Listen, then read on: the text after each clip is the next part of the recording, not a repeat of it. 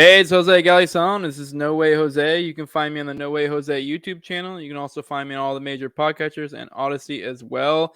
Today, my guest is Stratton Davis, otherwise known as Stratty. Um, and this, to remind you guys of the current format, this right now is a live stream if you're watching the 10th. But it'll only be available now. It'll be released later as an episode. I'll be, as soon as it's done, I'll be putting it on private or unlisted or whatever. And I will release it later as a numbered episode.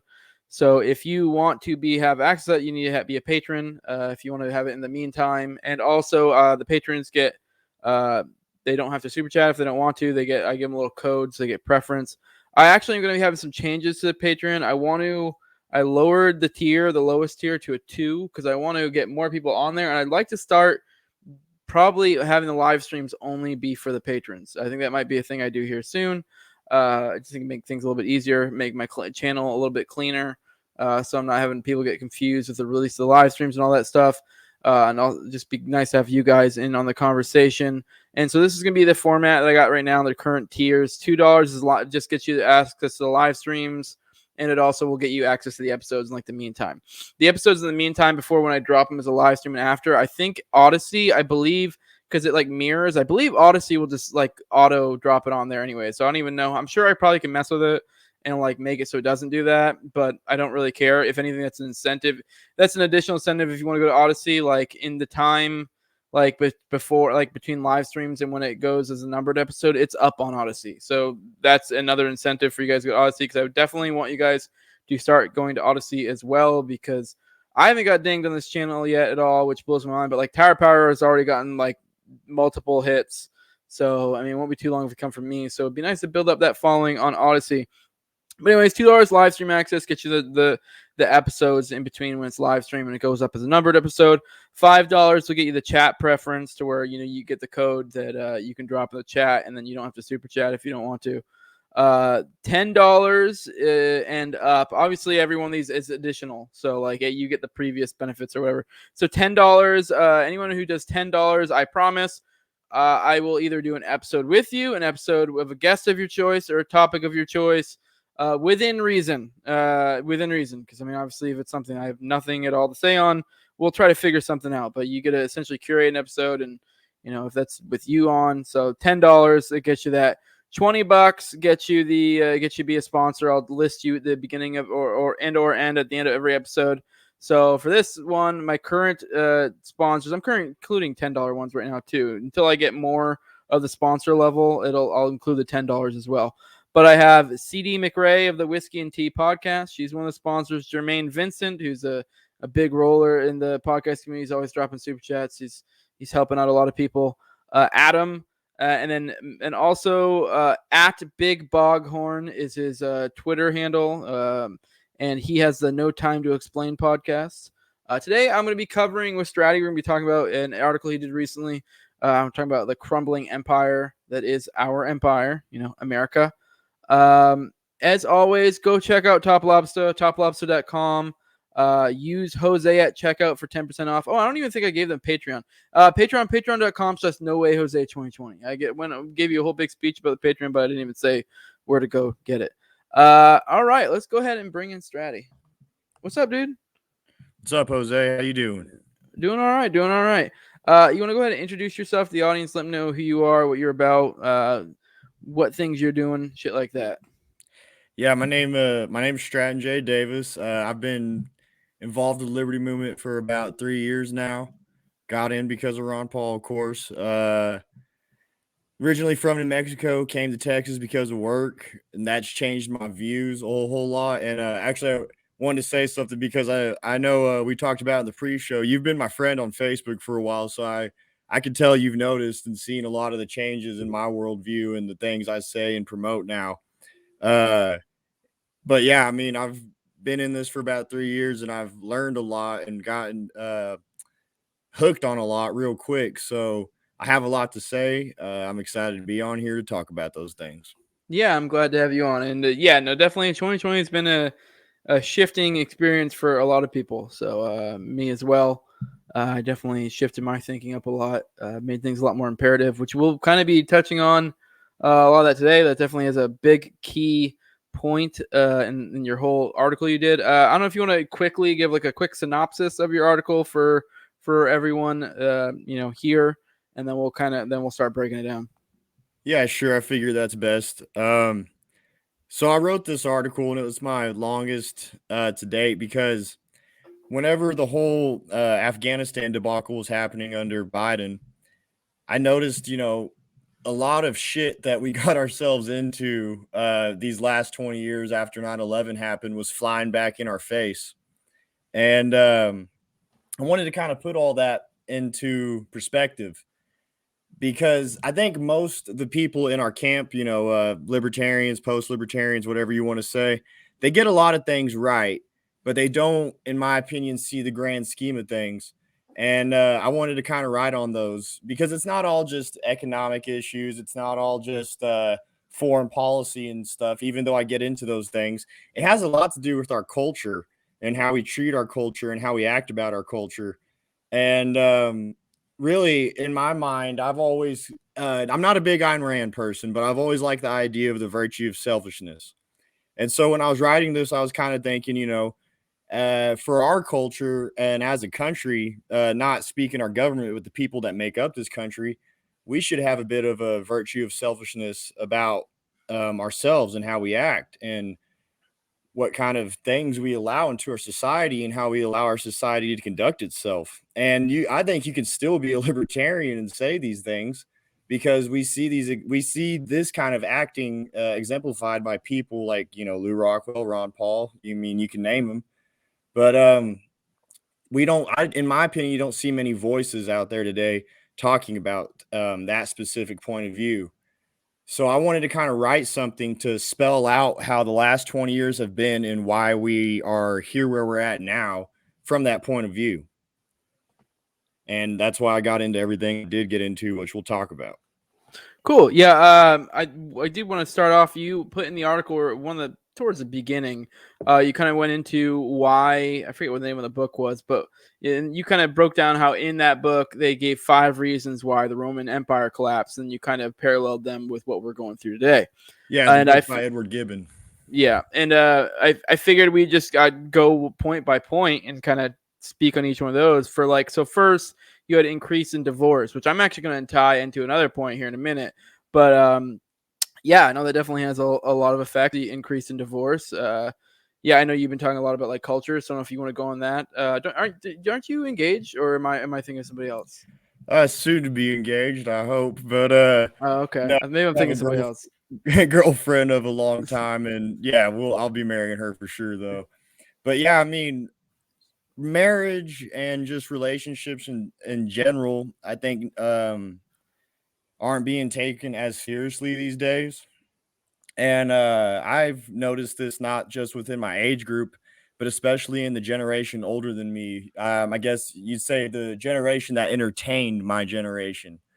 They have this kind of hedonistic lifestyle that they glamorize in their pop culture. And, there's nothing wrong with that. I mean, everyone is a little hedonistic at times and everyone is a little degenerate at times, yes, but I don't think we should glorify that and make it you know Not in seem my like it's covenant good. community. Yeah.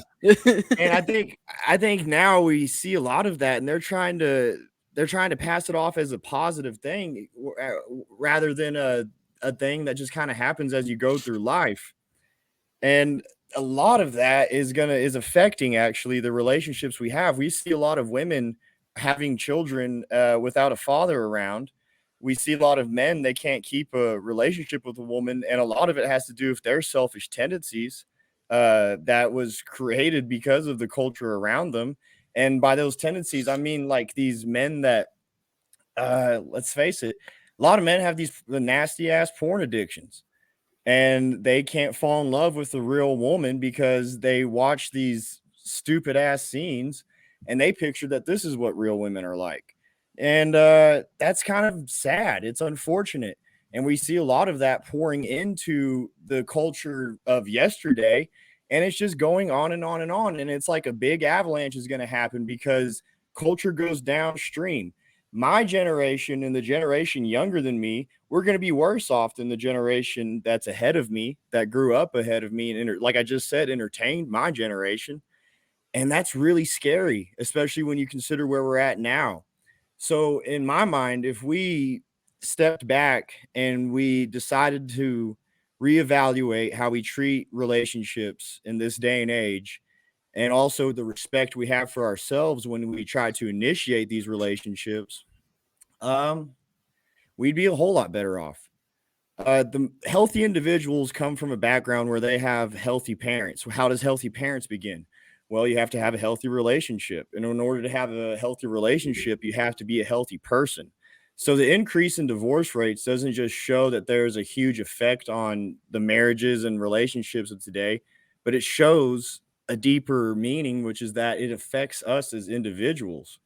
When we can't be clear minded enough or have our shit in order enough to maintain a relationship with someone that we, claim to love so much, how are we going to be clear minded enough or principled enough or whatever we need to be to take care of ourselves and get our own shit done as individuals? So I think it is a very big deal, because if you go back in time throughout our history, sure, America has always been to a degree shit, but we've been a lot better off whenever parents stuck together and it was like a nuclear family, you know? We don't Yeah, have no, that much these days. yeah, no, definitely. I mean, I did want to touch on that. I was thinking as you're saying it, like, what role does a male, generally speaking, take on in a biological sense? Not even trying to be sexist, is generally to protect and provide. That's generally the role, and what swoops in and tries to provide it and creates incentives to drive it away from that. That's obviously would be the government with welfare, child support, stuff like that. It kind of removes, in some sense, the necessity of the male, which, I mean, I don't think that's actually true. I think in a high time preference type, outlook, sure, but obviously, if you have low time preference, you're going to see more benefits from keeping the family together. But obviously, that's one of the issues, and Hoppe goes into a lot. And what the government does is it kind of raises everyone's time preference and causes more issues. But I mean, really, to some extent, the only way we as libertarians can combat that is be aware of the trend and apply that low time preference and realize that, like, yeah, it sucks, but you kind of just got to weather it out. Obviously, in a perfect free world, it wouldn't require as much hardship, because there's some trends that are bucking pushing, creating the incentives to drive you one way, and it is hard to be that force pushing against incentives. But I mean, to some extent, it does pay off, and it creates its own incentives in a way. And the more people do it, the easier it becomes, and the more it pushes the incentives the other way. So, One second, dog got inside. no, I got you.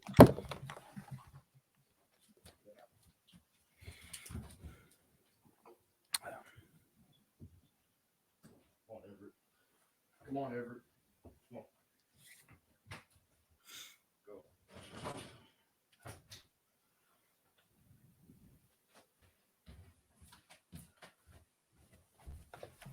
Sorry about that. No, But you're good. going off what you're saying there, no, I mean that is a great point, and there's a big incentive of just being disciplined, just being a disciplined individual, and having your shit in order and knowing what your priorities are. A lot of people, like I'm going to say this a lot of people just don't have that in mind these days, and that's why when the shit does finally hit the fan, and it will very soon, a lot of people aren't going to be in a very good place. Yeah, no, there definitely is. I mean, I know it may seem like I was getting at with a high time preference. It may seem like it's nice for now. You got that government money come in. You don't have to deal with that guy that you let come in you and is kind of an asshole. But it's like you're kind of creating these decisions that lead to certain Yes. things. And had you gone a different path, say maybe picked your better man, or even then make do with what you got and not rely on the government. You're kind of creating this stable structure with which to weather the storm that may be this coming collapse. So, Well, and that's exactly why I wanted to highlight the a collapse that happened in history, is because people these days are just so short-sighted with their vision and how they see things, and especially the world around them. If we looked at the world around us in the context of history, we'd be a lot better off, and we know what to do and how to act. And just, I think, again, though, that's a reason why education has made us ignorant. They don't want us to act on these things. They don't want us to do anything about it. And in order for them to make that happen, we can't know our history. Yeah. I do want to say, for those who aren't aware, I have been married for almost 10 years, and I have 2 kids, and they're both older. It is a pain in the ass at times, but it definitely is great. So I do, especially in a long relationship, you're gonna have the ups and the downs. So, and nothing's perfect. Anyone who tells you otherwise is a fucking liar.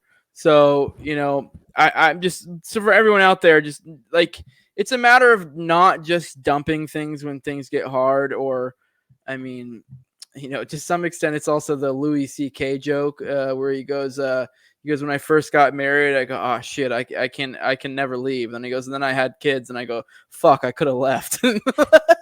So it's kind of that as well. Also when you have kids, it completely changes the scenario. So like, I mean, bear that in mind whenever you decide to do that. Obviously marriage and obviously children, but there definitely are benefits to sticking it out. It's good to have someone that's there for you in that way. So especially for someone like me who's a little bit of not a social person. And one more thing I want to say before we move on this subject specifically is, like, whatever happened to you that your parents did to you is not your fault. But if you decide to go out there and create a child, it's not their fault how you act as a parent. You need to be a good parent. You do owe that child, you owe a big responsibility to that child that you create. And I hate any of that bullshit that people put out there that says you don't. It's bullshit. It's not a child's fault that they were created, but they were blessed with life, and you better fucking honor that. That's not my opinion. That's what's right. Yeah. No, I agree. And all right, on to the next one. We're talking about increase in taxation. That was the other one, which, I mean, we hear that, and I feel like the normal person goes, what? I mean, our taxes haven't really gone up. They're about the same, maybe down and up, some places up and others. But it's like, the travesty of the Federal Reserve is they tax you, but you don't fucking know it unless you know it. And then you're like, fuck. And then you're the hidden tax of inflation. Exactly. Which were, the QE in the past, like, really for a fucking while, has been retarded, and it gets more and more retarded as time goes on. God, it was like, it's well over 6 trillion in the past few years, and like, I don't know. I know you broke down the numbers in it, but it's to the point where you don't even like break down the numbers anymore, because you're like, this is just, we're fucked. Well, and something interesting I really learned recently, actually, after I wrote that article, was I read this new book, The New Great Depression by Jim Rickards.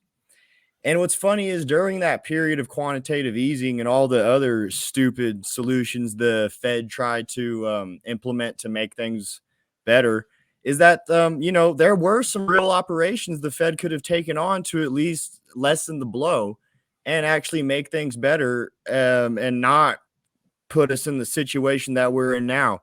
But they didn't do those things. Instead, they did quantitative easing, and they did all the other stupid solutions. There's too many to name and get into, but all said and done, it's gotten us to where we're at now. So it makes you think, what is the whole point behind this increase in taxation? Our world's not getting better. Take a look outside. I mean, I've been alive since 2000. I've grown up and watched, post 9/11 America. Nothing has ever gotten better as I've gotten older. And yet taxes have increased in all sorts of ways. And they've gone to these social programs and whatnot that claim that they're going to make society better, but nothing's gotten better. So it really makes you think, what are these taxes being used for? Well, anyone who, again, knows their history and actually reads this stuff, they'll know that these taxes are being used to take away their freedoms, make them more complacent and more compliant for whatever the state wants to do to them or use them for. And also, these taxes are just being used to make the government more powerful. The debt does not matter to the government as long as they can tax us and keep creating this money. And with the government's agenda that I believe is eventually going to be a new world order, one world government, again, the debt doesn't matter to them. But if they can stay rich off our backs, they're going to be powerful. Take a look around the world. Which governments don't have that much control in their people, no matter how tyrannical the media tries to make them look? It's the poor governments. We see people all the time escaping to these quote unquote socialist countries and living a more free life than we are. And why is that? It's because their government is poor. So if we become more smart about taxes in general and realize the bigger picture, maybe we can figure out some solutions to take away from that power that they have, that they gain through taxation. Yeah. No, I did want to just one thing you said there just kind of sparked a thought. You said one world order, and I agree. I do think there is going to be one way or another. I mean, I think we already kind of to some extent have one. Yeah. Just it's not in your face about it. It's becoming more and more in your face.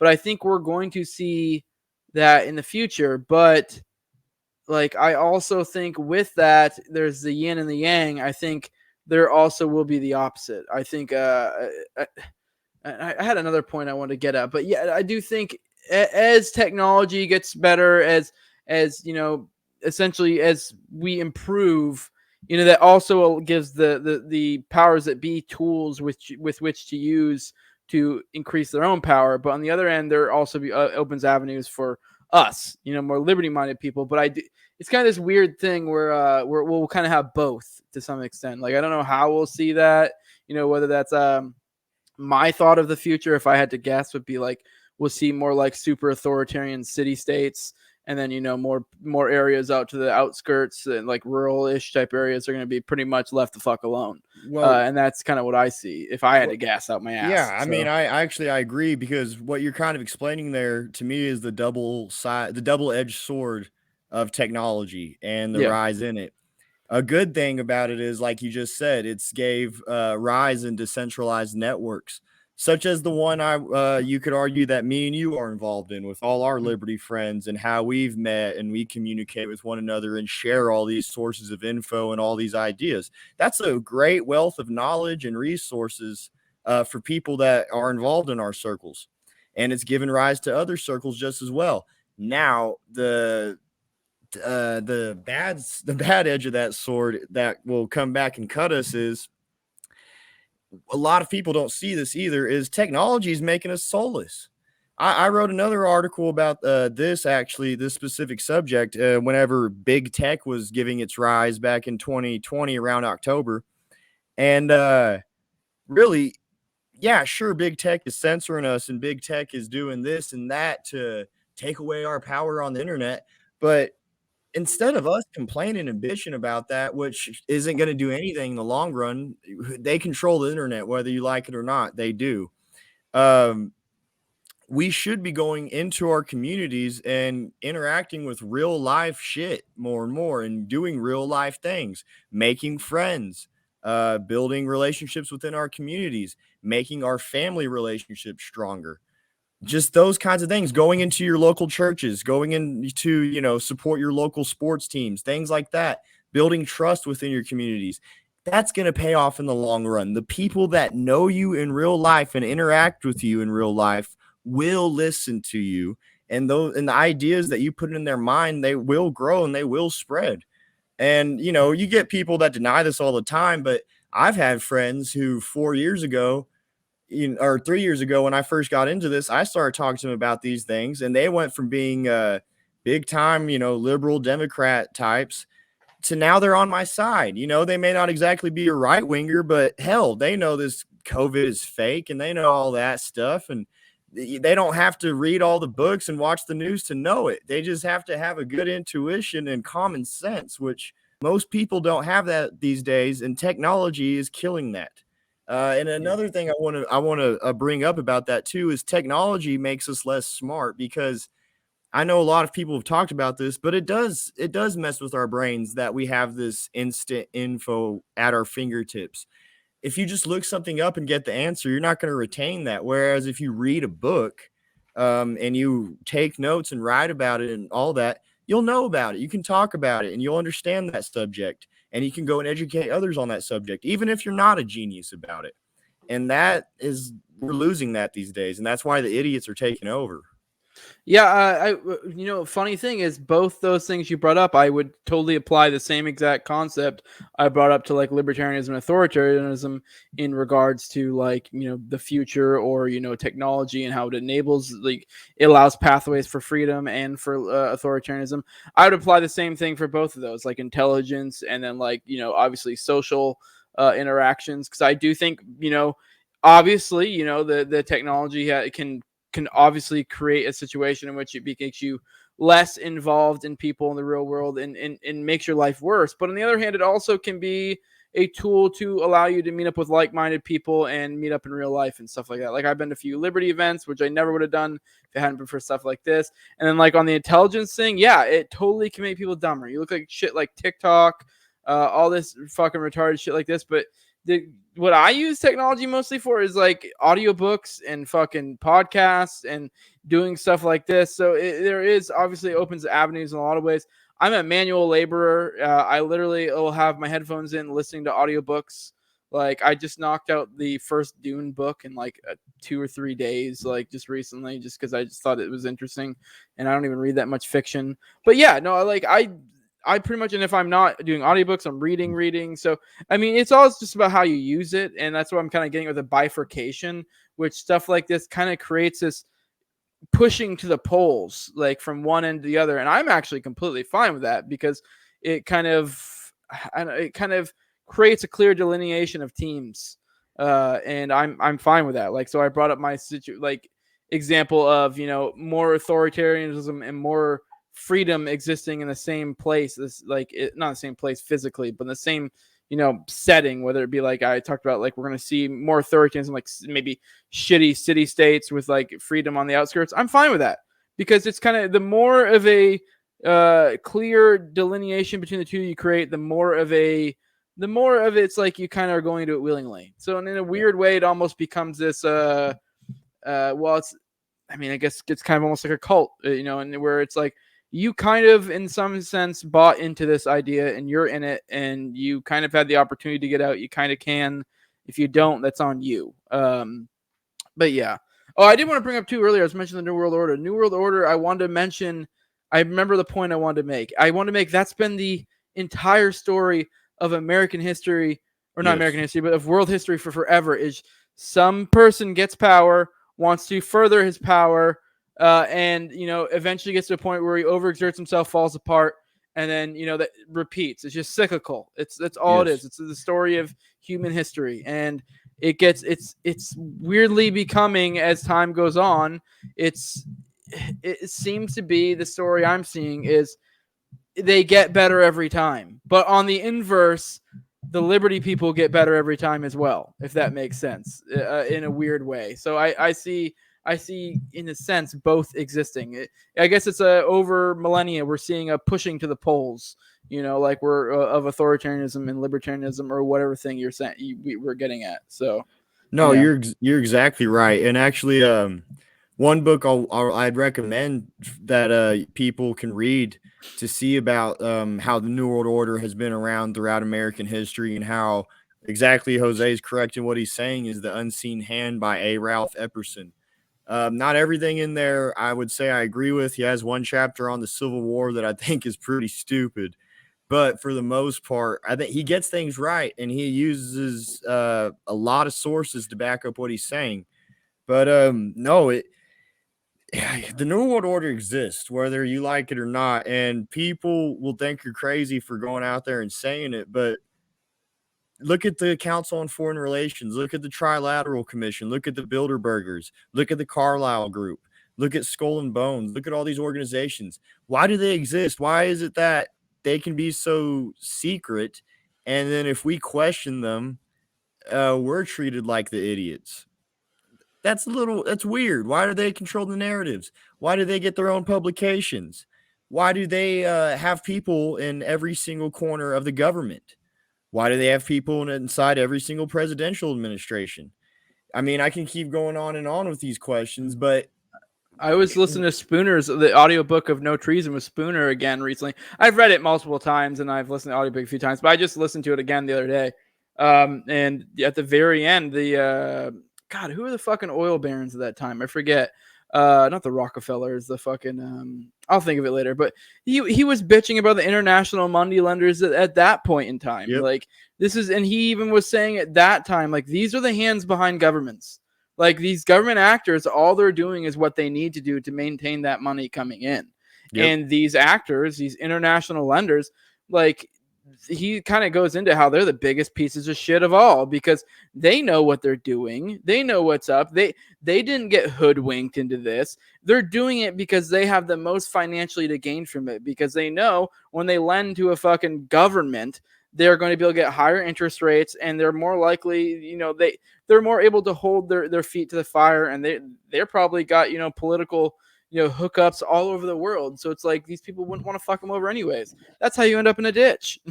Like, so I don't know. It was kind of wild. They opened my eyes, listened to that and be like, because I completely forgot about the last little bit of No Treason is super fucking based.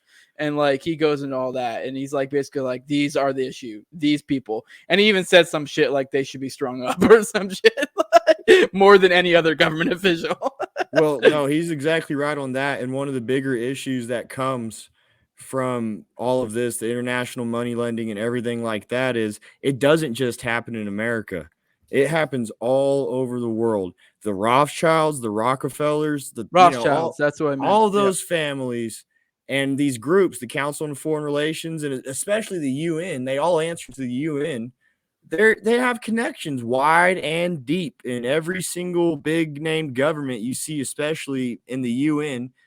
There's all these connections, and they're not just coincidences. Nothing is a coincidence. So, I mean, people need to take a bigger look at those things because it will spell out everything that is going on right now. It just runs deep, and I mean, we can keep going on about it and talk about specific things, but we'll be here for hours. Yeah, I know. Let's move to the next point, the drive for pleasure, which I weirdly found borderline synonymous with the divorce one because the instant place my head went into was like testosterone run rampant because that's kind of in some senses what testosterone is. That's Yes. and it's not to say testosterone's bad, Like how but it's it. to be like real quick, to be dirty for a second, like how a man just wants to go out and fuck everything. Yeah, fucking kill. That's what men are. That's what we are at our core. Fucking kill.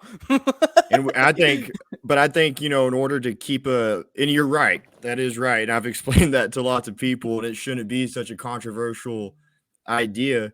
But what is wrong with it is the idea that we shouldn't tame that for society and civilization and our people, whoever your people may be. It could be your loved ones, your friends, your political group, your race, your religion, your nationality, whatever.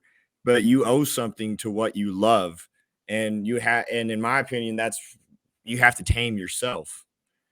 And I think if you can't do that, you're a pussy, man. No, I mean, you're it's weak. funny that this is born out of this fake machismo or whatever, but it's like the true machismo is the one who doesn't say shit. And then then when it comes to be about it, he's gonna fuck you up. Yeah, exactly. I mean, or maybe not even that specific situation. Like someone who the real man doesn't have to tell other people he's a real man. Like it's just known. Like, and it's not even a matter of like who can kick whose ass or whatever. It's just a matter of, it's like when you got it, you see it. And it's kind of taking those male urges, those male feelings and controlling them. And taming it might not be the right way to put it. Because taming it almost gives it this like you're like gelded or some shit, like you're fucking like you're lesser than. But no, like if anything, it makes you more than, because you're able to take this strong force that is man and control it to your whims. Like you're not going to be dominated by it. You're not going to let these fucking feelings control you because you're not a little bitch. Yep. Like, that's really what it is, you know? And people like to say all the time that what's funny is it's actually usually the leftist crowd. They like to say we're animalistic and we're just like animals. And to a degree, they are right. But also, if they believe that, then let's step back and take an analysis of dogs specifically. Who barks the most? The Chihuahuas. And who takes them seriously? No one. And then who are the most calm, baddest motherfuckers? German Shepherds. Or they're up there at least. Yeah, And they'll mastiffs. They fuck just you lay around up. all fucking day. Yeah, they'll fuck a human up Yeah. too, though. Yeah. And so we have to act like that. We have to realize that in ourselves and fucking be about it if we're gonna keep together what we care about. Yeah. No, I had a 140-pound mastiff. For long as he died like a few years ago. His name was Odin. We loved him, but that motherfucker, That's badass. all he ever did, like even when he was younger and like kind of more like pup age, because we got him when he was probably like 2 or 3. But all he ever fucking did, he never really wanted to like go out and play or anything. Like he'd play with you for like a minute, and they'd be like, "Dude, I need to lay around." Like it's all he did. But like, Yep. I swear to God, if any shit ever popped off, he was like, "What?" Yeah. So growing up, my family had a dog just like that too, and it was a black lab named Midnight. Motherfucker was always calm, never barking, never doing nothing. He wouldn't ever play. He was always laying on his ass, just chilling. But yeah, if shit was ever going on, he was growling in your face, barking, biting motherfuckers. Yeah. All right. All right. Actually, I wanted to kind of tie this into as well. That when I saw the drive for pleasure, I kind of immediately thought the inverse as well, which is to be the aversion to discomfort. And that kind of directly applies to our current situation with the whole COVID stuff, when it's like, that's really, if you think about it, what all this is, a trying to flee from, discomfort. And it's not to trivialize. I know in some cases, for some people, this is actually a legitimate issue. But if you're fucking 25 years old and you're like claiming, we need to, the young need to get vaccinated or this or that. And like, there is some extent where it's like, all right, like, you're trying to defy that which is man. Like, I don't know what to tell you. I'm sorry. You're going to fucking get sick. Like, you're a human being. Like, yes, we can make measures to be able to try to protect the weak, whatever, but to some extent you gotta fucking be a man. And like, say it's like, for me, I was trying to get COVID this whole fucking time. Same. Like I got COVID like I think a few months ago, and then like it was kind of like, at that point it was kind of like cool. Like now kind of like people no longer care, but also still kind of care, like, if that makes sense. Like, so it wasn't even that big of a deal. It's like I was past all the annoying, like, or not all the annoying shit, the different annoying shit, to where it would have been better to have already been able to have it, you know what I mean? So Yeah. but whatever. But yeah, no, I mean, but yeah, obviously, if I was in a different situation, that wouldn't be the case. But it's just weird how, if you look at the statistics of this thing, and then you look at the people who are pushing, it doesn't match up. So it's like, to some extent, there are some people who are just, they're adverse to it. They're just, they don't want to experience any discomfort. They have this magical utopian idea that we can somehow not experience discomfort. And it's like, we're not dealing in, even as ANCAPs, like, I don't know if you're an ANCAP, I'm assuming you are. I don't have any sort of utopian ideal for the world. I think there's a way that things can get better, and they will increasingly get better. We'll never reach a utopia. That's just silliness. And the same idea applies with shit like sickness. Yeah. Well, I mean, going back to this, I mean, it's just, again, people are pussies. They like that. A lot of guys, I mean, guys that I was once friends with and I'm not friends with anymore because of this shit, they welcomed these lockdowns. They welcomed this because they love the idea of being basically subsidized to sit on their ass all day and, do nothing. And whereas like people like you and I and others, whenever these lockdowns first started, we took it upon ourselves to learn more, read more, work out, do stuff like that, just be a better person. The majority of people in this country took that as an opportunity to binge watch their shows that they haven't gotten to see, and bake new stuff, and oh boy, all the stuff that doesn't really mean nothing at the end of the day, or stuff that we can't do anything with. So, yeah, I mean, people are just pussies, and they want to be pussies and have everything handed to them and things be easy.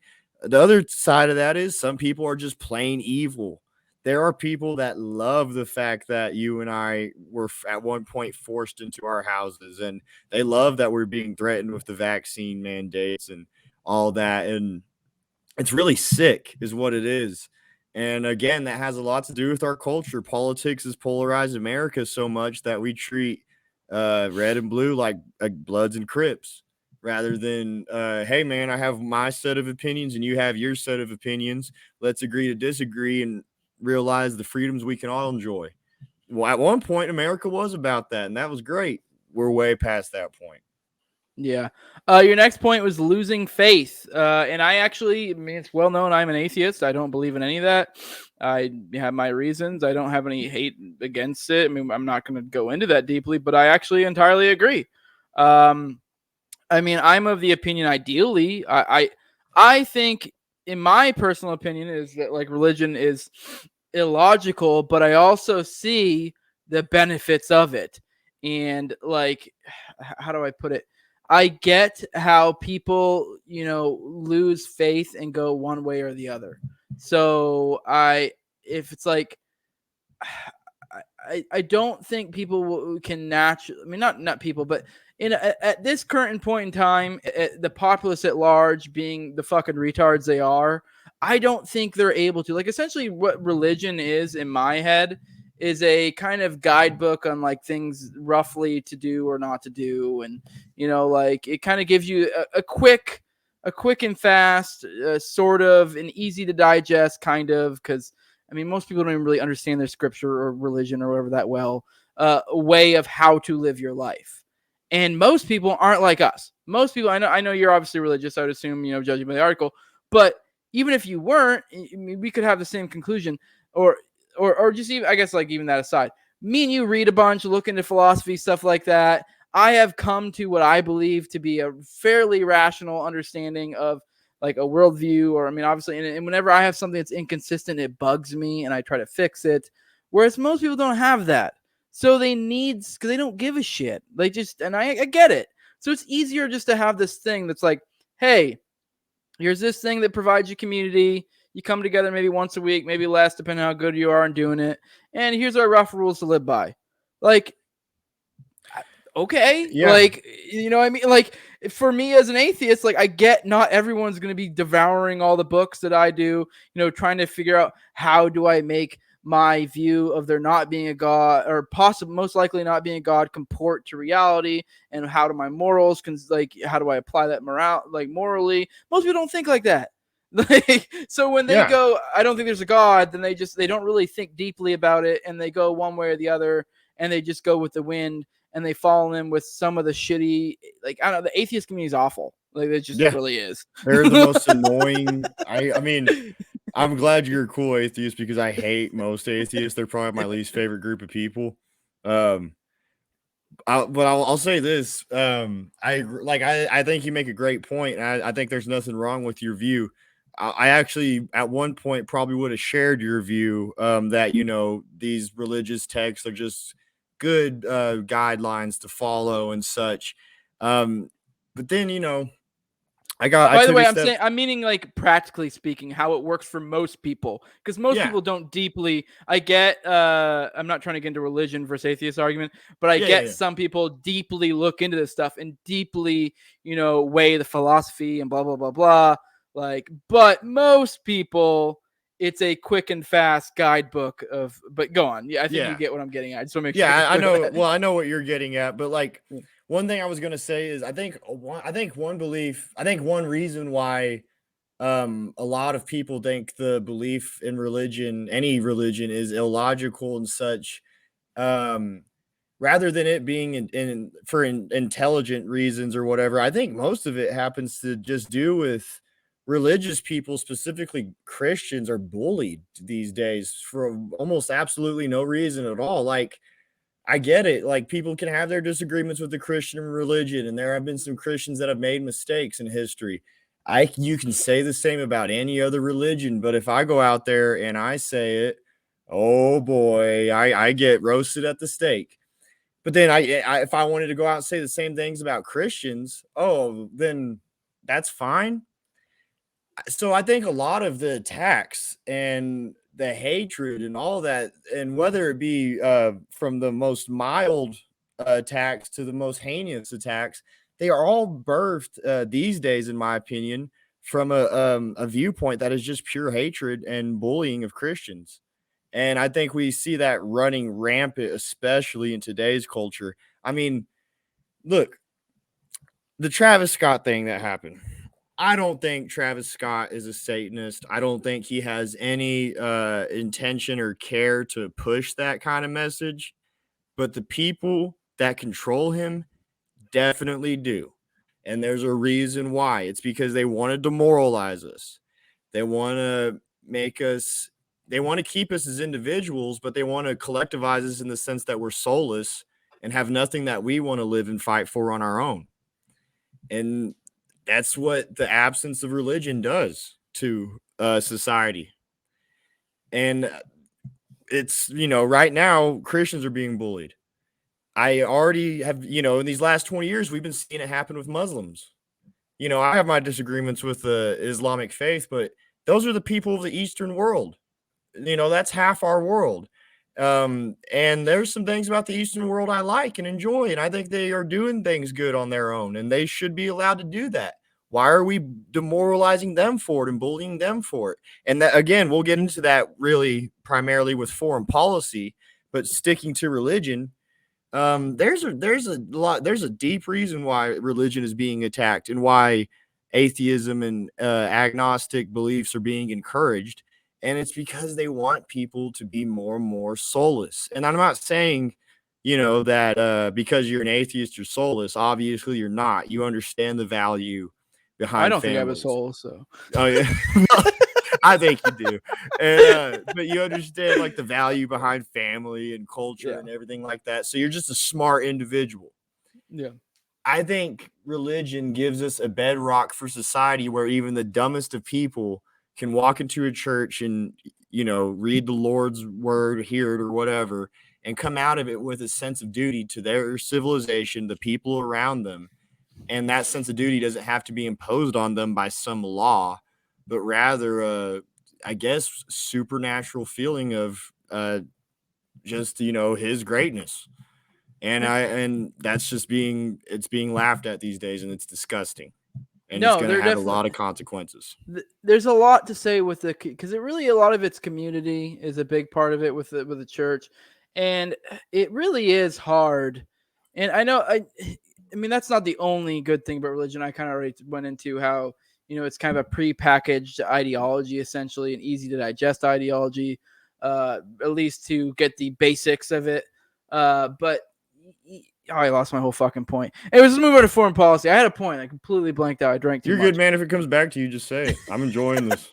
Yeah, no. Let's move into foreign policy because we were talking about how foreign policy is kind of fucking is actually that was the last point of one of the last things that really denotes a failing empire. Which I mean, shit, we've seen it. I mean, not in our lifetime, but a little bit before with the fall of the Soviets, they got in that same bind that we're basically getting into, where they overburdened themselves in literally the Middle East. And then, I mean, luckily, or not luckily, but they were obviously didn't have as strong of a economic backbone as we did, since they were literal fucking communists. Obviously, there's a case to be made that we're communist or socialist to some extent, and sure, whatever. But they were literal communists, so their economy was already pretty fucked. And then they're like, oh, let's go fucking wage war in the Middle East. Yeah, it took a lot less time for their shit to fall apart. We're in basically the same scenario, but starting off with a, I mean, I guess I can't think of a time frame, prior to the 70s or whatever the hell when the Federal Reserve went into place. We had essentially a roughly free market to some extent, capitalism, and obviously had a much better backbone. And we're doing the same mistake, but we were able to do a lot longer, as you can see with our 20 years in Afghanistan. So, yeah, obviously we're bleeding ourselves dry of money, and in the process creating a more authoritarian precedent, because we're setting precedents when we do all this shit overseas. We go, oh, this is acceptable. For some, we don't ever think of it, oh, it's only acceptable because it's over there. It's no, you're kind of to some extent letting them sneak their foot in the door a little bit to well, this is kind of acceptable, right? This is okay. As long as it's somebody that you don't like, right? Yeah, okay, that's cool. Yeah, so we're kind of easing our way over there. Also, a lot of the rules that they got in place, like I'm pretty sure I'm kind of talking my ass a little bit, but I know the some of the January 6th people, they used stuff that was from the Patriot Act and stuff. So it's Oh like, yeah. I Yeah. mean, fucking to do what they're doing to them. So it's like, I mean, it's like I don't know if I can tell you, it's coming back home, and Yep. No, it is. yeah. And to going back to the whole, the New World Order exists thing. Let me put out this theory to you. America was subsidizing and working with the Soviet Union more than we were at war with it during the Cold War. Like, yes, we had our problems, and there were the political affairs and such, but we paid for much of their resources they used in Vietnam. Um, it fucking I can't give you the exact details right now, but FDR's son in 1980 wrote a novel in which he talks about FDR just basically giving the bomb to the Soviets rather than the Rosenbaums, the spies, getting the information themselves. And there's an account that a soldier back in 1943 gives about being on an airstrip, and there was some cargo that was going to the Soviets. Well, he went and checked, and he looked in the cargo. He saw something he'd never recognized in his life. Sure enough, 2 years later, after the bomb was dropped, he's looking at the schematics in the papers. Oh, he recognizes it. That was what he saw in 1943 on some airstrip in a cargo box that was supposed to be sent to the Soviets. And you can read about that again in A. Ralph Epperson's The Unseen Hand. But this just goes to show that we were working hand in hand with the Soviets more than we were at their necks. And leads me to believe, well, when the Soviet Union ended in 1991, we didn't do what we did to the Nazis in 1945, which was put them on the Nuremberg trials and, charge them for war crimes, which we should have. These Soviets they're guilty of just as much as those Nazis were. What did we do instead? We let the Soviet sleeper agents hang around in their governments, in their respective governments, in their respective countries in Eastern Europe after the fall of the Soviet Union. Why did we do that? Well, we did that so that the communists would still have control over there in Eastern Europe, while it looks like there's no communist threat at all. And what happened after that? The EU. And the EU connects pretty much all of Europe to one another. And now the EU wants North American EU to basically happen. And that was what NAFTA was supposed to be. So our foreign policy, in my opinion, after the fall of the Soviet Union, when we went into the Middle East, was we were just trying to finish the job of the Soviets, which was to destroy their culture in the Middle East, take away their religion, take away their way of life, and help them blend in more to our, of course, not me or you's way of life, but the New World Order's way of life, so that they can make one world government an even bigger possibility. And it's been working. We see all kinds of crap seeping into the Middle East now, and we see a lot of crap coming out of the Middle East into our countries, not just in America, but all over Western Europe, and it's having detrimental negative effects. I used to be very pro immigration, pro open borders. I'm sure actually you witnessed me making arguments before in favor of open borders. I've totally flipped the script on that. I'm for closed borders now. And I eventually would like to one day see open borders, or at least private borders. But my argument is, if we want an ANCAP society, we have to let the dominoes fall. And one of the last dominoes that should fall is borders, because we have to worry about our people here. We have to worry about our problems and fix our culture. When we let people come in here from wherever, the problems get worse. They multiply by a lot, and our culture is confused. And that's just not something we can take on right now, but we already are. And a lot of it is happening because of our foreign policy. It's blowback. And, there's a lot of ways blowback manifests itself. But one way it has happened is, well, we've been bombing third world countries for the last 20 years at a rate that has never been matched in history, I would argue. And now the third world is coming over to the Western world, or our country specifically, at a rate that, again, has never been matched before. And it sucks, but it's the truth, and we have to do something about this problem. Hey, I actually just solved the closed open border, libertarian thing just the other day. I don't know Oh if you yeah. saw that Pete Butt stuff the other day. He fucking he said something about the racist roads, and everyone gave him shit. Because he's talking about like certain overpasses. Where apparently it's actually legit. I don't know where it's at exactly, but in Say certain this again. areas. I don't know about this. Oh, I guess you're not. You said before you're not as involved online. But all right, No. Pete Buttigieg or whatever the fuck. Or I Yeah, guess I yeah. don't remember what I knew his, Pete his Butt title. stuff. Yeah, I don't know what his title is specifically, but something to do with like infrastructure and shit.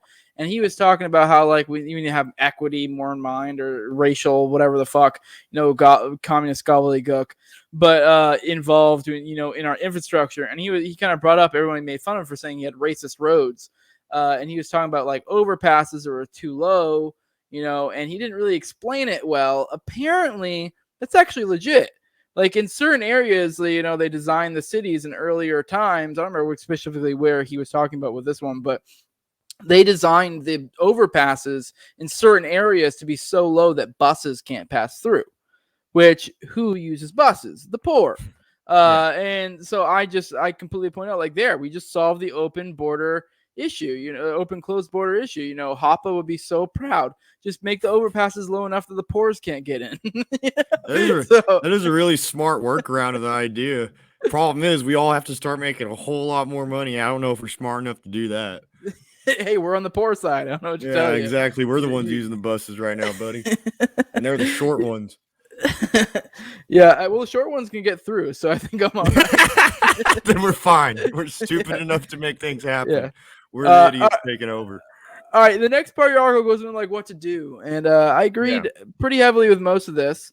Maybe one I would I agree, but I also disagree in another sense.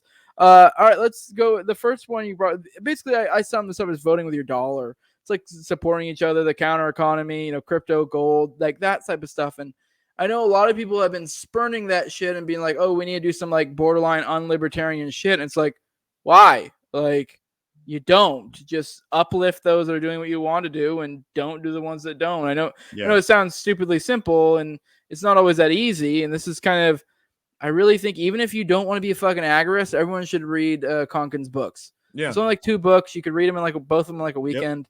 They're super easy. They go into like it literally, and like everyone tries to make it out like he's saying like some magical binary. No, he's literally saying where you can do it. I get it. Not everyone's, rich enough or has enough time to always go to the local store or, well, where can I buy my milk from? Oh, I could go to the farm or this, that. I know not everyone works like that, but where you can, when you can make little choices to do things different in one way or another, do what you can. Be mindful of how you use your money. If you know this is a business you don't fucking like, and if you know there's an alternative that costs $1 more, like is that what do you want? Like, you have to realize that you have some power in your dollar, so fucking use it. That, you know what I mean? Like, and I get it if you're in a spot where you're, financially, not well off, you need that dollar less for that product from a business that isn't so great. That like say it's like Amazon or some shit, and it does stuff you don't like. I get it. You got to do it. But if you're in a better situation, that's not the case, and don't do that. Support others so that they can actually be in a situation similar to yours. It's really, I don't know, that's how you win, instead of creating rifts over like we need to do unlibertarian shit to somehow that's gonna magically make things better. Like, okay, whatever the fuck you say. Like, I think you're gonna set a dangerous precedent, and it's only gonna if your means don't corroborate with your ends. If you magically think, oh, well, I'll do means that don't match up with my ends, but somehow my ends will end up being different, like what I want them to be. Like, that's not how that works. Like, So yeah. Well, I mean, okay, so I know you made a little hint there at a debate that happened like in the last year or two, I think, and it happened online. It was like between I guess the Hoppians or paleo libertarians and then the agorist.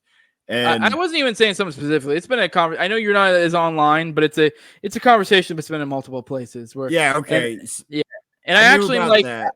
A lot of these people who are arguing to be like not consistent, they actually kind of in a weird way sort of are if they just shift their principles a little bit. So it's like if they just change their rhetoric a tiny bit, it would be like, I just don't like the idea of being like, oh, we shouldn't be consistent with principles because whatever. It's like, well, if you're in that situation, you probably should reconsider your principles. Like it's you should have different principles. Like all that like if you're in a spot where your principles don't make sense, if your principles don't work in real life application, then they're not very good principles. So yeah, it's saying I should have no principles is silly. Like, just maybe you just need different principles. I don't know to tell you, like, or think yeah. of your principles in a different way. I don't know.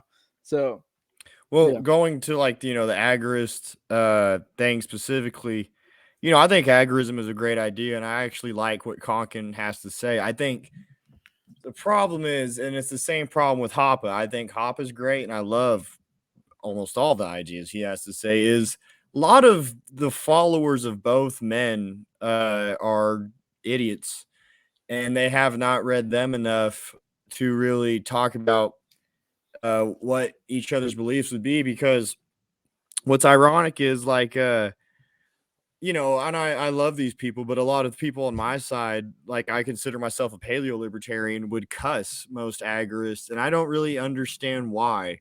I've for the life of me, I've never been able to wrap my head around it, because I think agorism works for the most part, but it's just, I think here's where the other side comes in.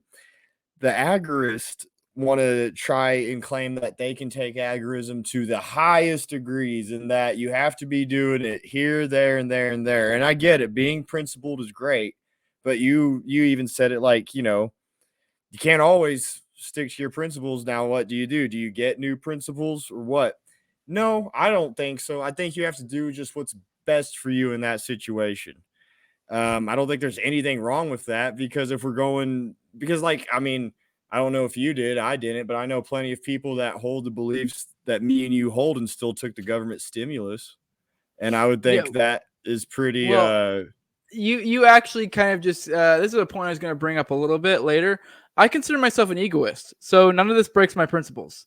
okay. I And don't know. I don't know if you know okay, egoism that's well. great, because, I'm not an egoist, but I'm glad you brought that up, because earlier when I talked about Ayn Rand's, virtue, selfishness, and how I think as a culture in a country, we should kind of have that for those respective entities.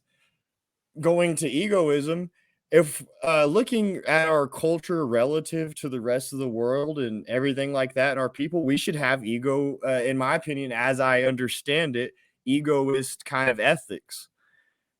In my, I'm a chauvinist. I'm a Western chauvinist. I think my culture is better than almost any other culture around the world, and I'm willing to say that. But I'm also willing to let someone else believe that about themselves and defend their culture and all that just as much as I would. And like I said, as I understand it, I think egoist values, or whatever you want to say, is the best way of going about that. So I got, break the structure here. What do you think of that? Because that was something I was actually pondering before we got on here tonight. What's that specifically? I'm sorry, maybe rephrase that. Well, that we have to have egoist type ethics for our culture and civilization, relative to every other culture and civilization out there in that world, if we're willing or wanting to keep the civilization we have, not necessarily the government or power structure or hierarchies or anything like that, just the general culture and civilization we have. I mean, sure. I don't know. I guess. Yeah, I guess so. I mean, I don't know. I guess I haven't really thought deeply about it on that level, like egoism at a higher level, and I guess it would kind of naturally have that effect where you would kind of have this idea that yours is better. But really, the whole idea of egoism is just like, it's basically less retarded objectivism. It's essentially that which serves you, which I'm fine with. I know a lot of people like try to make selfishness a bad thing, but it's the same idea with the Ayn Randian thing. It was like, is it really? Like, I mean, at the end of the day, like everything, like even if you are some crazy collectivist, like even if you are trying your best to be this, you can't even escape it. And then like, egoism goes into that a lot too. It's like, and it kind of, egoism is more about the idea of like accepting that this is true. Because no matter what you do, you really in reality are an egoist, or or you're selfish, because even if you are like, well, I'm going to devote my life to charity, I'm going to do this, I'm going to do that. It's like, okay, but why? Like, I mean, if we do the whys, keep saying, well, why? Well, why? Well, why? It's always going to come down to some sort of thing that benefits you in some sort of way. Like, no one's genuinely doing these things because it doesn't in any way benefit them whatsoever. It's Well, even if yeah. it's just a good feeling, like, or you think this is what you need to do. Like, but the difference is with like like a rational self-interest, as Ayn Rand put it, or like egoism. It's more of an accepting of like, well, this is what's really going on, and then like, well, how can I make this make sense? And like, instead of trying to stop fighting it, have this weird internal conflict with yourself, like, and like, you would think I'm some selfish asshole, but I don't really do, like, I don't know. I'm a normal guy in this normal life. I have a wife, I have kids, but these things I understand benefit me individually. Like, I do, I love my wife not because I feel the need to or some sort of duty, but because I want to love my wife. Yeah. You know what I mean? And Like, I get what you're saying. So going back to like having egoist ethics about, our culture and geographically what is America, or like my specific state, like Texas, I'm fucking proud to be a Texas or a Southerner. Um, I tend to have egoist beliefs, not of myself, although like you say, naturally it happens. But I straight up explicitly have egoist ethics, beliefs, whatever you want to call it, about my culture, my where I'm from, because I think that's the only way I can keep that fire going and keep everything alive, and also convince others that are in my situation where I'm at of defending what we have and keeping it all yeah, together. And yeah. maybe not I, exactly, I, maybe it's not all factually true, and maybe it's not all. I think I get what you're getting at, and I Yeah, get where how that can apply to like an egoism type framework. In a weird way, that's kind of what it's kind of the idea of like why secession is acceptable in some sense, and or the idea of like the further local down we go, like obvious, like ideally you would like for egoism it'd be like you are the center of the world in some way. You like everything, not center of the world, but you understand, like you are doing things because they benefit you. But now, if you bring that out, you're doing things because for your community because they benefit your community. You're doing things for your state because they benefit your state, so on and so forth. And obviously, the more localized you can create the phenomenon, the better. So ideally, yeah, like if we could get everyone to have state pride and like take this sort of magical pride in their state, or even and then further down we get to the community. Ideally, is the idea to get down to the smallest unit, the individual. But yes, I mean, I guess that would benefit. And it kind of reminded me. I listened to Buck. I was listening to Buck Johnson's Counterflow show today, and he had he's Bob great. Murphy on, and they were talking about fucking like secession in Texas, and that was specifically the topic. He was kind of going into the state pride that Texans had, and in some part of us as like us anarchists, I feel like that kind of like makes your stomach churn a little bit, but at the same time, you're like, but isn't that preferable to United States pride?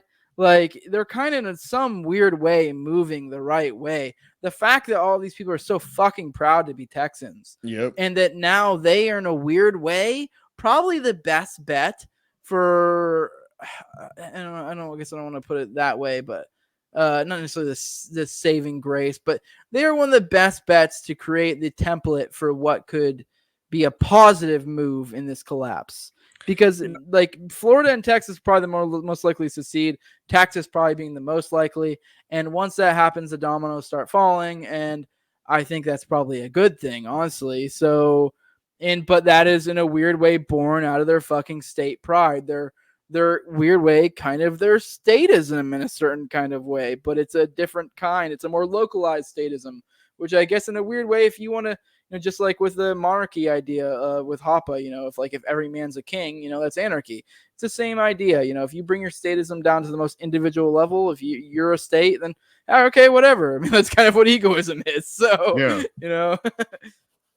Which I think that's the way to go about it, because I mean, not to be a gay liberal here, but there's something good to be taken out of every ideology that you can apply to your practical action that you want to take to make what you want happen. And I guess some people would say that's a bit of a Machiavellian mindset. I don't know. I've never really read him much. That's just what I've been told. But I think that's just the best way of going about things if you really want to capture people's hearts, minds, and everything. Because, I mean, yeah, me and you or people like us might be like hyper focused on one thing and really interested in something and wanting to go gung ho about it. But that's just not the common person. So if you can have a wide scope of things and the common person is able to recognize that, they're gonna be hooked on you because they think they can learn a lot through you. And I think what you were just pointing out there, egoism can help with that, or just Yeah. taking away from other things can help with that.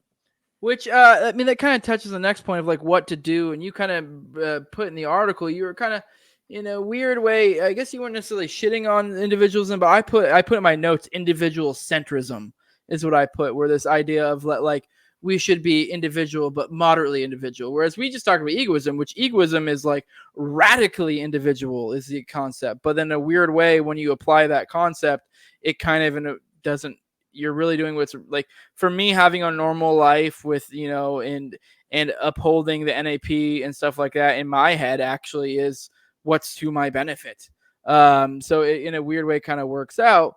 But you put like I put individual centrism in there because it was kind of like you were like we don't need to be atomized individual, which I guess in a weird way kind of plays to some stuff we were talking about earlier with like religion and stuff, where I guess in a certain sense, maybe you're kind of right in that we shouldn't be pushing hyper individualism because it's more the idea of that people wouldn't understand it. Because I actually think hyper individualism, like an egoism sense, actually is a rational worldview. At least my current belief is. Maybe I'll change my mind later. But it's not really something that's easily digestible for the masses. So like it may be a little bit easier to be like, sell them on some sort of tribal mindset or Yes. something, and not Yes. tribal in the sense of like you're team A so I hate you, more in the tribal Yeah. sense of community. Instead of being a atomized individual, you're working within a community, which I think that completely comports with egoism as well, because it's to my benefit to have a community. But once again, this is a hard thing to sell to normies, so I Yes. think you may have a point. So I kind of want to go, we're both right. Yeah. So yeah, the way I would have put what you said is that individualism is a great thing, and I want everyone in this world, no matter who they are, what they believe, or what, to have their individualism and do what they wish with it. The double, again, I like to use the term double-edged sword. The other side of that sword is so many people are ignorant to the fact that their choices and what they choose to do as a person or as an individual has societal or any other type of consequences. I mean, and when I say societal, I mean like it has consequences on society. Now, I don't think gay people should have their rights taken away, but I don't like seeing LGBT Q or whatever We should just parades shouldn't give them because rights in the first place. So I'm just kidding. I'm hey, just kidding. I'm just kidding. I'm just kidding. hey, you might have a point, but that's another podcast to talk about. Totally joking. I have plenty of gay friends. But I couldn't I help don't like myself. seeing those parades. I don't like seeing it normalized, um, because it takes away from the value that is found in the man and woman relationship. But more than that, it normalizes just hedonistic sexual behaviors that even straight people can have.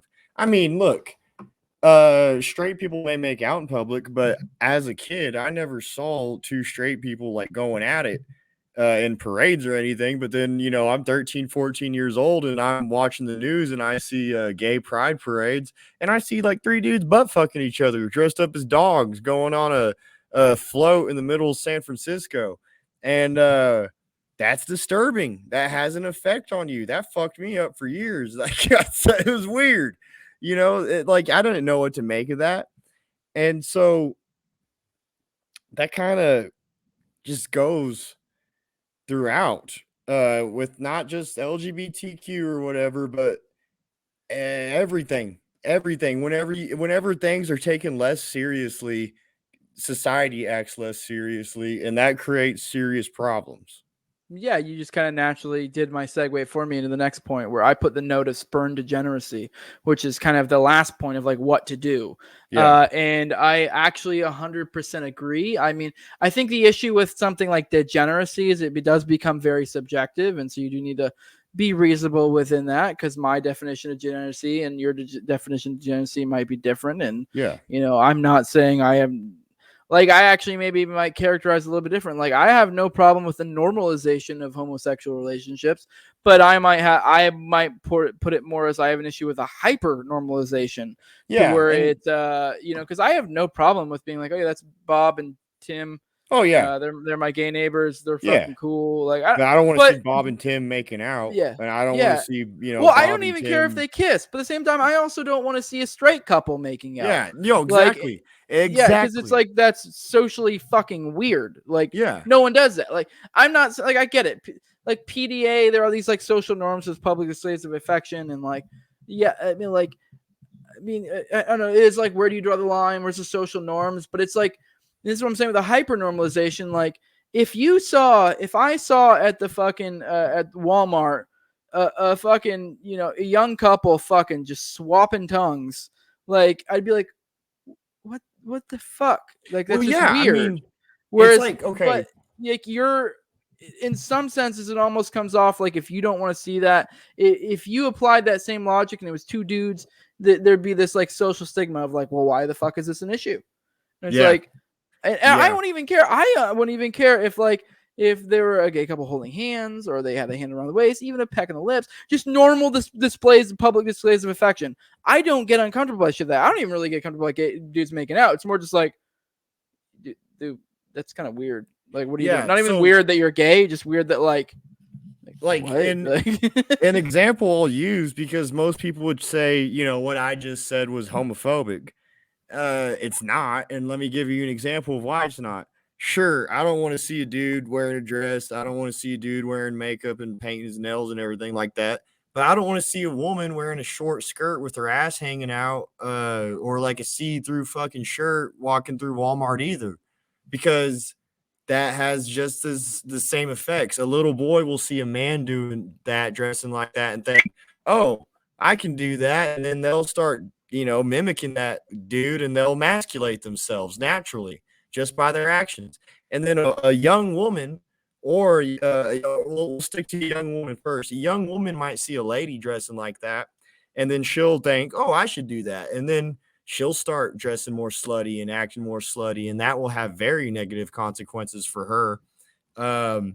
Or a young man may see that and think, "Oh boy, that's what women are like. That's the kind of woman I want." And then they're just going to get them involved in some trouble when they get older and they start to finally want to build relationships with women. They're going to go after hoes, not housewives. And we're yeah, seeing that more and more these days. We got, men my age specifically, they're never going to meet the woman of their dreams because they want hoes. They want hoes, and there's a reason they're unhappy, and that's because they won't find themselves a housewife.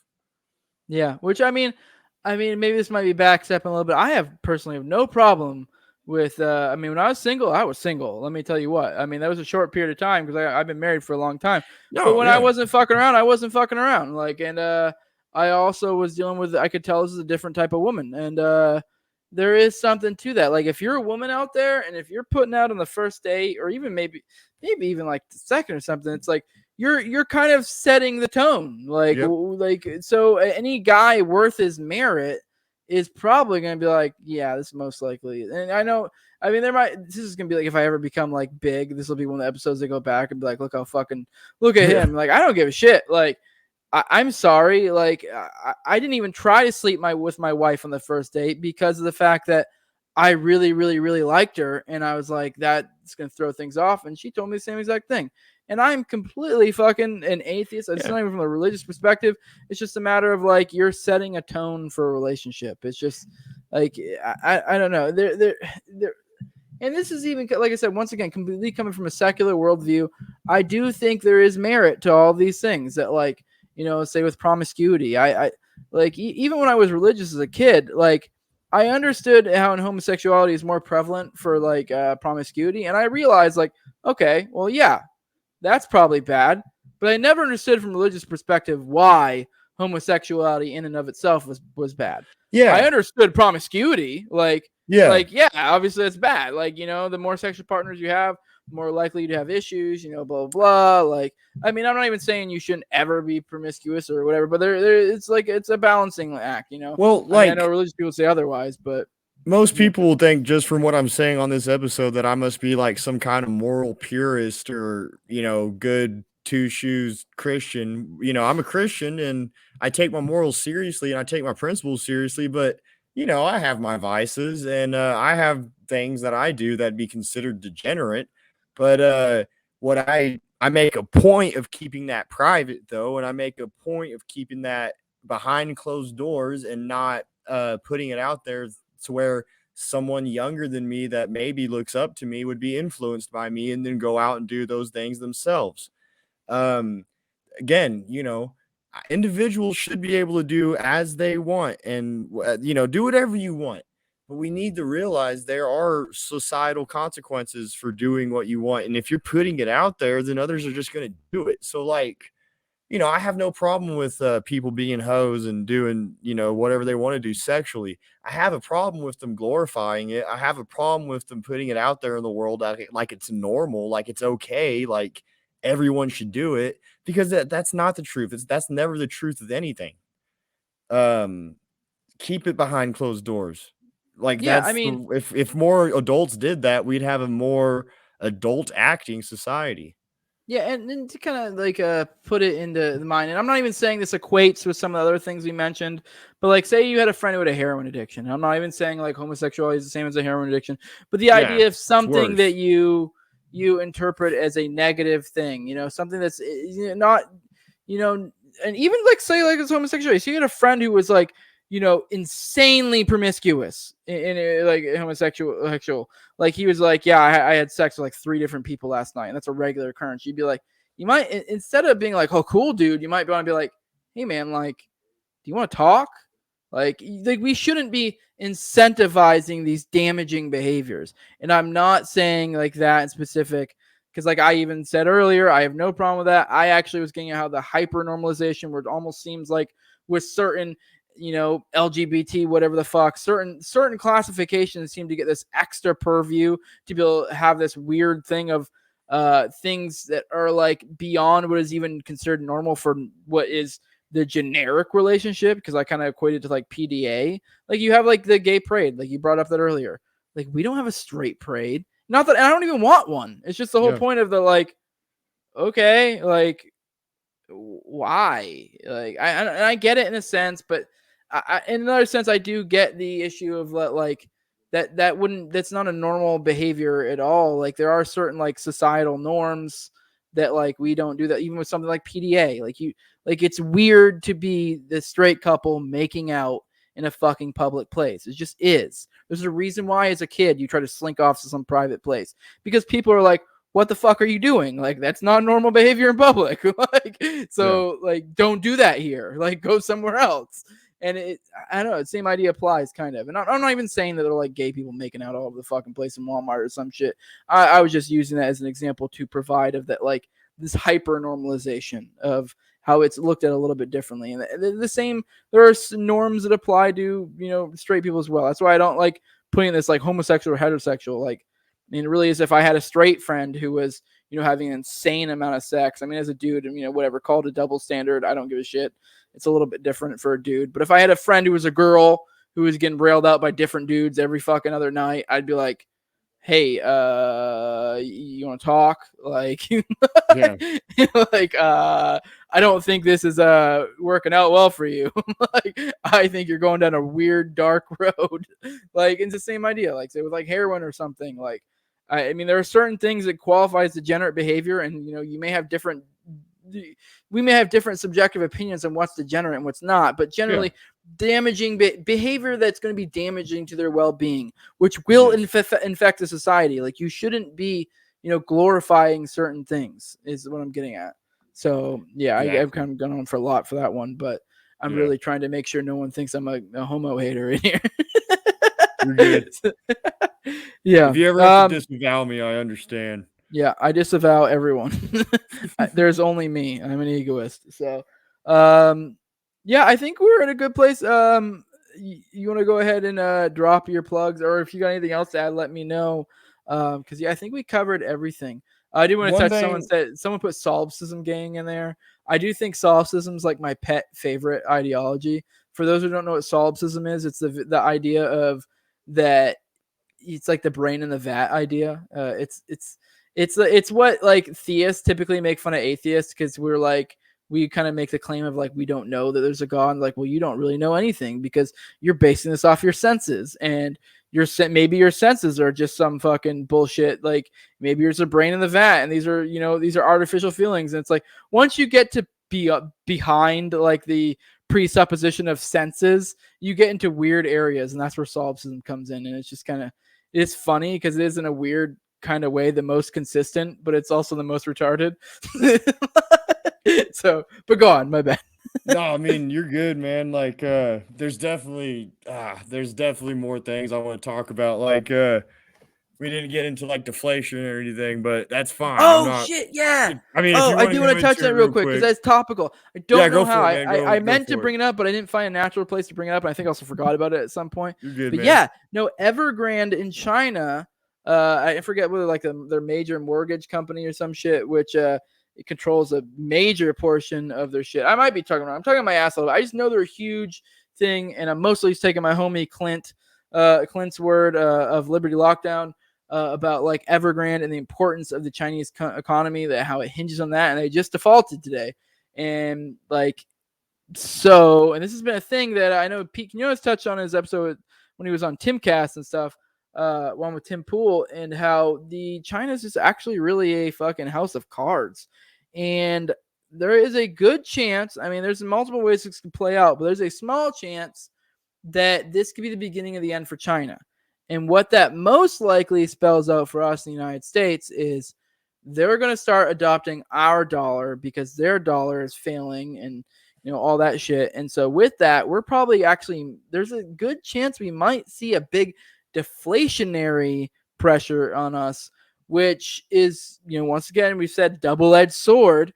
For people like me and you, and like probably you guys listening, it's great in some senses because it's okay, but make sure not to back off because it's the boom bust cycle. Like here's our boom. We something came in the nick of time and kind of brought us another boom, maybe. And so this may buy us more time, but all that means is it gives you more time to get ready. That doesn't mean, oh, I'm gonna slack off. You need to be having the same exact thoughts you've been having throughout this time, assuming you've been someone who's been taking this shit seriously. Because all this means is it's probably going to happen later and worse. Because, Yep. Go ahead. I mean, yes, you're exactly right. It will happen later and worse, but that's kind of a good thing. Because deflationary periods give us more purchasing power for our dollar. Now, anyone who knows economics understands that, but just take my word for it if you don't understand it right now. I'm a little too on the drinky poo to understand it exactly, but I mean to explain it exactly. But yeah, I mean it gives us more time to prepare for a crash, like you said, and that's because of the purchasing power added to our dollar. Specifically, I would say the best way to make sure once that deflationary period is up that you're coming out on top is make investments in gold and silver. Earlier in this podcast,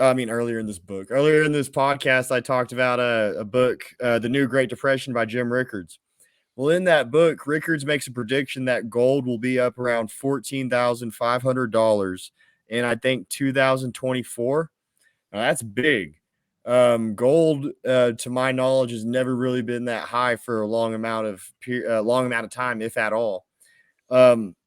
There's also lots of talk of interference in the gold and silver markets, and that's one of the reasons. I mean, I'm talking on my ass a little bit here. I'm not super into these weeds and this shit, but I know the gold and silver markets are known for having a lot of tampering, a lot of money, people playing games to not because they know that if it's high, it reflects poorly in the dollar. But crypto has been actually a much better marker for the health of the dollar as of late because they're not able to tamper with it in certain ways. In the same way they are able to with gold and silver stocks and shit like that. So and it's not to offend some of the gold and silver guys. You guys probably have the better currency in some regards. It's just a matter of that people aren't able to interfere with those markets as much because the crypto markets are borderline uninterferable aside from people being like crazy whales buying insane amounts and like selling and shit like that. Because I don't know crypto as well. I don't either. And I don't have too big of an opposition to crypto. My only worry about it is like not everyone is technologically in tune to be able to work something like crypto, in my opinion. My only point was that crypto as of late is a better metric for the health of the dollar than the gold and silver. No, you're right there, and I'm not saying like we use gold and silver as a metric for the health of the dollar. I know a lot of people do though. Yeah, I say we use it as an investment, or if we buy gold now, like you can get I think it's a 1 ounce coin for 1,900 right now. It could be a little higher than what it actually is, but if you bought that now and then you say Rickards is correct, in 2024 it is at $14,500 an ounce. I think that was his prediction. That's a hell of a profit, you know. And whenever deflation really hits, who knows, gold may be even cheaper.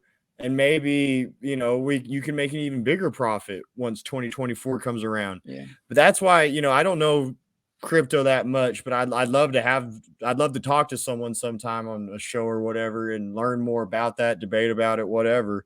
But I know a bit about gold and silver. I'm not an expert or anything, but I love gold and silver, and I invest in silver myself, and I'm stacking silver to get gold.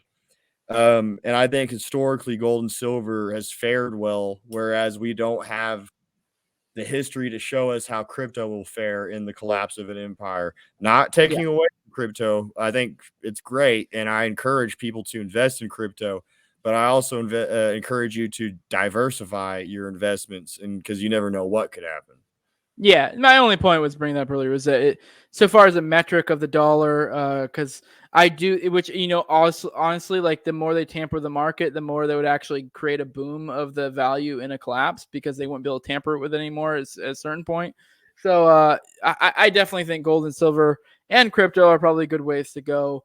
My only point was that if you're trying to look at it like a metric for how the dollar is doing, because a lot of people will point to like silver and gold and be like, well, they haven't raised that much, in value. So I don't know. Maybe the dollar is doing all right. And you're like, well, okay, but there's a whole lot of tampering going on in those markets. If we had you're able to show a true value, like if there wasn't all that hampering and stuff, like it'd probably be a lot higher. But they don't have that luxury.